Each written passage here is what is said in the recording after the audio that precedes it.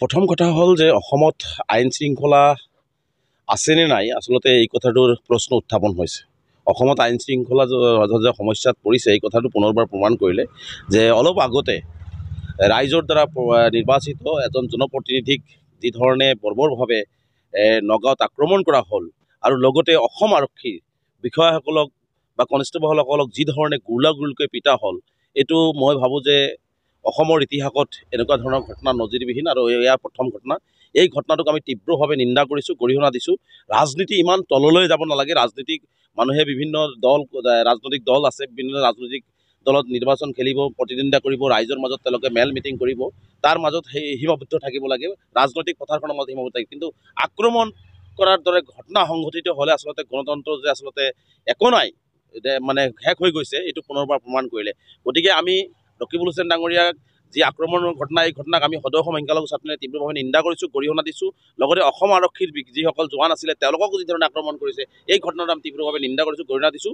আৰু স্পষ্টকৈ কৈছোঁ যে গৃহ বিভাগ সম্পূৰ্ণৰূপে বিফল হৈছে, গৃহ বিভাগ চলোৱাত মুখ্যমন্ত্ৰী ব্যৰ্থ হৈছে। কাৰণ চামগুৰিত নিৰ্বাচনৰ সময়ত যি ধৰণে ঘটনাবিলাক সংঘটিত হৈছিল, সেই সময়ত যদি নগাঁও আৰক্ষী, বিশেষকৈ নগাঁৱৰ আৰক্ষী অধীক্ষকগৰাকী যদি কঠোৰ হ'লহেঁতেন, গৃহ বিভাগ যদি কঠোৰ হ'লহেঁতেন, তেনেহ'লে এই ধৰণৰ দুৰ্বৃত্তই এনেকুৱা ধৰণৰ ঘটনা সংঘটিত কৰিব নোৱাৰিলেহেঁতেন। যিসকলে নগাঁৱত নিৰ্বাচনৰ সময়ত ঘটনাবিলাক সংঘটিত কৰিছিল তেওঁলোকৰ যদি শাস্তি বিহিলহেঁতেন, তেনেহ'লে আজি এই ধৰণৰ এজন জনপ্ৰতিনিধিয়ে হওক বা আৰক্ষীয়ে হওক এনেকুৱা ধৰণে ৰাজপথত ৰাইজৰ সন্মুখত তেওঁলোকে আক্ৰমণৰ বলি হ'ব লগা নহ'লহেঁতেন। গতিকে মই ভাবোঁ যে এইটো আচলতে গৃহ বিভাগৰ ব্যৰ্থতাৰ কাৰণে হৈছে, নগাঁও আৰক্ষী অধীক্ষকৰ ব্যৰ্থতাৰ কাৰণে হৈছে, নগাঁও পুলিচৰ ব্যৰ্থতাৰ কাৰণে হৈছে।